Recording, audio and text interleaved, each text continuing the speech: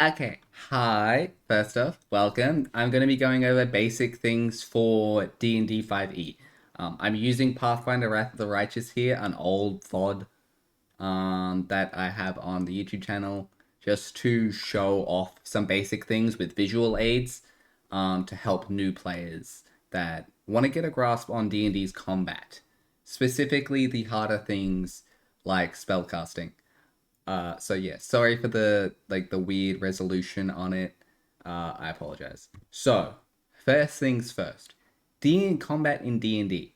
It's broken up into stages, okay? So first off, when you start combat, your DM will say everyone roll for initiative. We went over that in our basic guide. It's your initiative multiplier or modifier. So this here is the modifier, okay? So it'll go me, Selena, giant centipedes, Camilla, giant centipede. So this is the initiative order here, okay? Now down here, when it gets to your turn, you have a choice. You have Pathfinder's a bit different. You have like generally you have a bit of move. So you have a movement action, you have a standard action, then you have a bonus action and a free action. Okay? So some DMs let you take taking a potion, for example, is a free action. Doesn't cost you anything. A bonus action can only be done once. In this game, they're called swift actions. So a rogue, for example, can hide as a bonus action. That's his free action. A standard action, we will quickly go back here,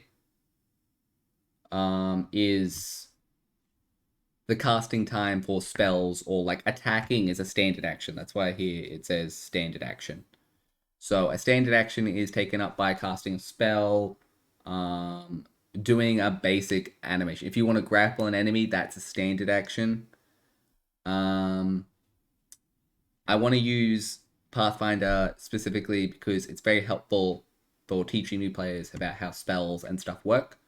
So this spell in particular, this action, targets all creatures with an 8-foot burst, so an 8-foot radius. So everything, ally and enemy, within that circle will get hit. Its casting time is a standard action, so which means it'll only use up this part of the bar. We can still move, cast a free action, take a spell if we want. Difficulty class is just like what they need to go around it.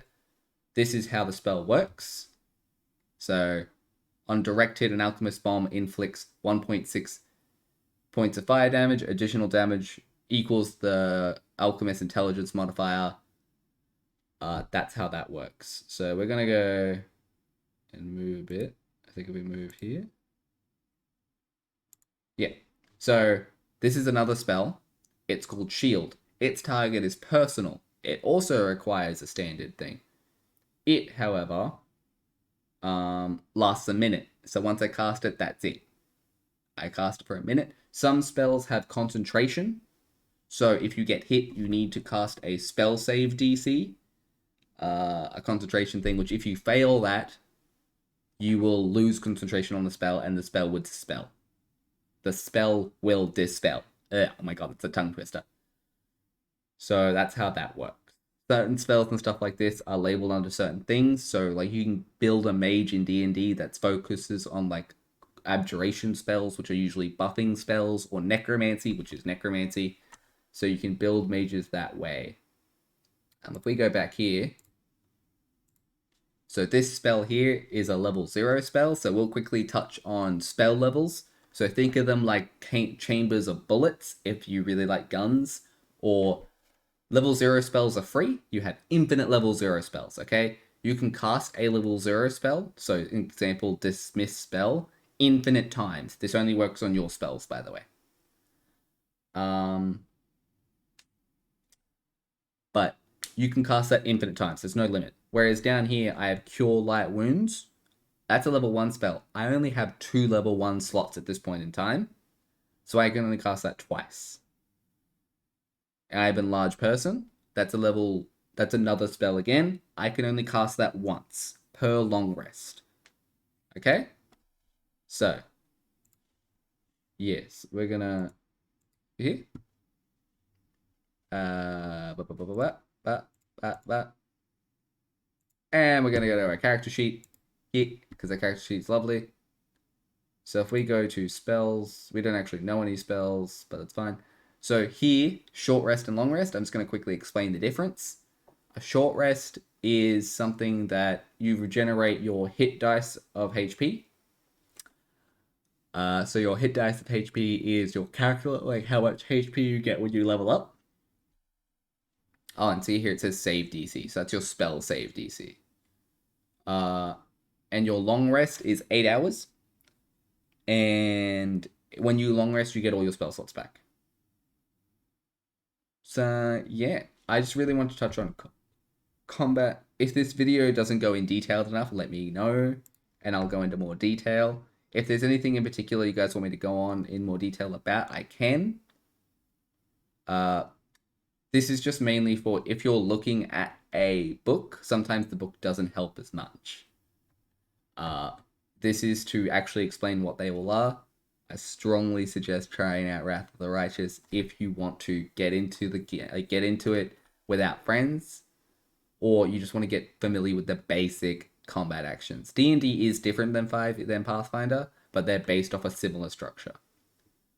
Anything else I should mention? Oh yeah, if you guys want me to do one for every class, as you can see, there's a lot of class. I only really know. Actually, no, I know all these. Yeah, there's more classes than this, by the way. There's a lot more than this, but it all depends. So I can do one for every class if you guys really want.